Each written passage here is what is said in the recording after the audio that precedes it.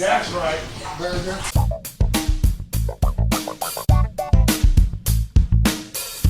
This is the Schmo with the Pro. He's 12-1, 6 knockouts. Hasim Rahman Jr. in the flesh. DLX Boxing Gym, Las Vegas. How we doing?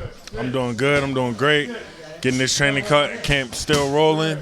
Feeling very, very excited for what's to come. Live on the Zone. We about to steal the show. It's a lot of fights on October 15th, but I'm looking to make a huge statement that day. KSI's Misfit Boxing fighting Vitor Belfort. Yes, sir. Yes, sir. Misfits, the Zone Series 2.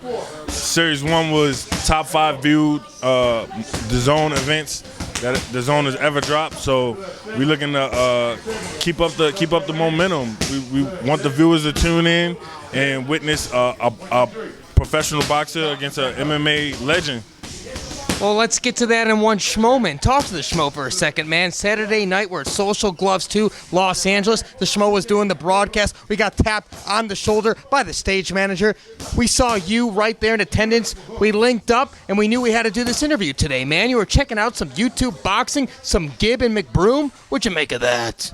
Absolutely, man. It was a good show. I think the media and a lot of the public has criticized the show for being not jam-packed, but I just think that the problem was that the venue was much too large for the crowd that it held.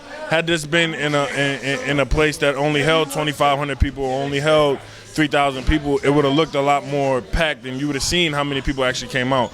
It was a humbling experience for me because I just watched a social event in London where the O2 was jam-packed from the first fight all the way until the last fight. It was jam-packed. I've never witnessed that before in any professional boxing scene.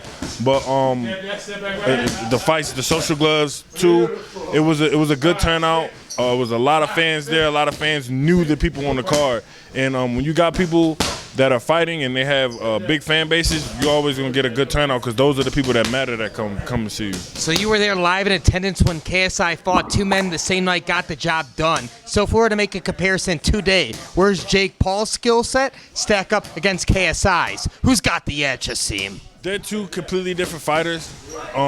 Fake Paul, he's a little bit more fundamentally sound from the little bit that they showed, the little bit that they showed.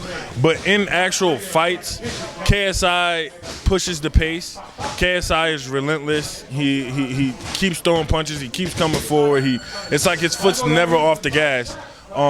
Fake Paul, he's boring. He's a boring fighter. I mean, aside from his knockout the last round against Woodley, if you watch the first two fights, you be fighting your sleep. So right now, who has the edge? Probably Jake has the edge in experience. But if they were in a fight, I would probably lean towards. I'm not sure. Give JJ 2 more fights, and I'll probably lean towards JJ because of his style. He's relentless. He keeps the pressure coming. He's nonstop fighting the whole time. He's always looking to do something, and that's what these judges look for in fights. They're looking for who is the effective aggressor and who's landing the clean punches, who's pushing the pace. So I think that he could definitely get the edge over Jake if they were able to finally make the fight. So the Schmo was in Los Angeles yesterday for the press conference for Anderson Silva, Jake Paul. Jake Paul was very respectful towards the MMA legend, Anderson Silva. What do you make of his demeanor for that press conference against the demeanor that he held for your press conference with Jake Paul? He's a bitch. He just a bitch. Like, you see all the fear that was coming out of him. He was very worried when he was fighting. You can see his actions, his movements, his face gestures. You see all of that was all messed up when he was in press conference with me. But when he goes against someone who I think he feels like he has a better chance against Anderson Silva, he's sitting there, he's all quiet, he's humble, I'm gonna knock him out, but he's being very respectful about it. And I mean, look at how the people don't see how he's manipulating boxing and using boxing. So you're telling me you're on stage with the former heavyweight champion of the world and you're going to cut him off and be disrespectful towards him and talk about his legacy and all these other things. When we're in a boxing setting, we're about to box. You're talking to a boxing legend and you're going to be disrespectful. Then you get up there against a UFC legend, an MMA guy, and you show him all the respect in the world. He a bitch, and he don't respect boxing. And like I said, he's a fake, a fraud, a phony, and we're going to expose him if Silva don't beat me to the punch. Referring to your father, that boxing legend, Rahman himself. So listen, man, you've seen how the press conference is. You see your situation here fighting Vitor Belfort, which we'll get to in one moment. I know we promised that. But any sort of regret that you didn't get to fight Jake Paul in Madison Square Garden? Because that was a few weeks ago. It was supposed to happen. Any types of regrets you're feeling right now? Nah, I don't feel any regrets. You know, it's all in the Lord's plan. I feel like this was all written. And I definitely feel like the Jake Paul fight, fake Paul, whatever you want to call him, I feel like it's going to be even bigger now. So if he stops being a bitch and stops ducking me, he don't want to say my name, he don't want to hear anything about making that fight happen again, like he hopped right back on the Tommy Fury fight, like he hopped right back into the Silva fight, because he was supposed to fight Silva. He wasn't even supposed to fight me. I was called for sparring for Silva the last time. So, you know, Jake Paul puts out all this stuff and he creates a narrative that he wants to create. But when the fans tune in to me, they're going to get the real. Well, listen, now you got Vitor Belfort, like we said. He's well known in the ranks of mixed martial arts. It was a year ago, though, that he brutally stopped Evander, the real deal Holyfield, the Hall of Famer man. Do you feel like you got to get revenge for the way that panned out over in Florida for the boxing community? In a way, for boxing, yes, I feel like boxing is looking at me to go ahead and avenge that loss that we took as a sport against MMA. But more so, it's more so about proving the point of why fake Paul was scared. He don't want to fight Vitor. He declined that. They put $30 million on the table for them to fight. He didn't want to take that, and then now he didn't want to fight me. So these two guys that Jake is obviously ducking, obviously scared of, now we gonna fight. And you know, no matter which way the fight goes, I don't think that Jake's gonna be in a rush to get in the ring with either one of us. Vitor a harder opponent than Anderson Silva? I believe so. Personally, I believe so. He's faster. I think he's a better striker, and I just think that, you know, being in there with somebody on Vitor's level or even on Anderson Silva's level is a whole nother step up. So it's a step up for not only me, but it's a step up for Jake too. And I'm a huge fan of what's about to happen. I think that you know, if everything plays out and we both win our fights, it should be no reason why we shouldn't be able to sit down and come to an agreement to where I could punch him in the face, because I don't want to have to address him or off in the fray. Well, what's the weight going to be? Because he's fighting Anderson Silva at 187 pounds.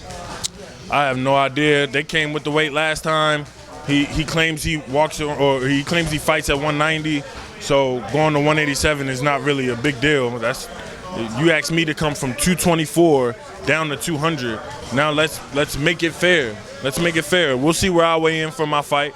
We'll see where he weighs in for his fight. Let's make it fair, because you supposedly want to fight, but I'm sitting here exposing him, letting the world know Jake Paul do not want to get in the ring with me. He's a bitch. He don't want to get in the ring with me. He knows it would be a public execution if he got in there and it was a fair fight. Well, what do you think you're going to weigh in when you face Vitor Belfort a few weeks from now? My prediction? I don't know. I'm probably like in between 205 and 210. Okay. We're not talking too far out. Nah, man, we not. That's not too far away from where the contract was for the Jake Paul fight. And like we all know, I only had a little over three weeks to lose the weight for that fight, but I haven't blown back up, and that's the reason why Jake's not going. He not looking for this smoke. He don't want this smoke. So what I'm gonna do is I'm gonna go ahead and take all his fans, take all his little whatever he think he got going on, and I'm gonna show them the real. The real always gonna rise to the top. So that's what I'm gonna do. The cream always rises. Absolutely, absolutely, man. He had a lot of people fooled, and I've received a tremendous amount of love from the influencer community, the YouTube community, the Twitter community, the Instagram community. It is nonstop every single day, and it's real people who are real fans, and I'm reaching out to as many as I can. I'm hitting back, and it can be overwhelming at times, but I've grown accustomed to it, and I think that, you know, like my father, I want to be a people's champ, a champion of the people.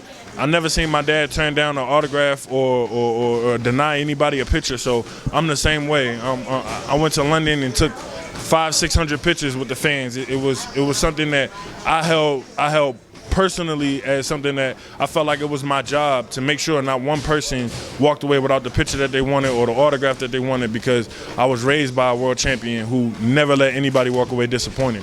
He's a man of the people. Can we get a final message for all the Hashim Rahman Jr. fans out there worldwide? Yes. Final message, fake Paul's a bitch. He don't want to fight. And October 15th, tune into probably what's going to be one of the most fast-paced, one of the most exciting, electrifying, and intense fights of the year. October 15th on the Zone, Hasim Rahman Jr. versus Vitor Belfort is going down. He's the pro, I'm the schmo. DLX Boxing. We're out.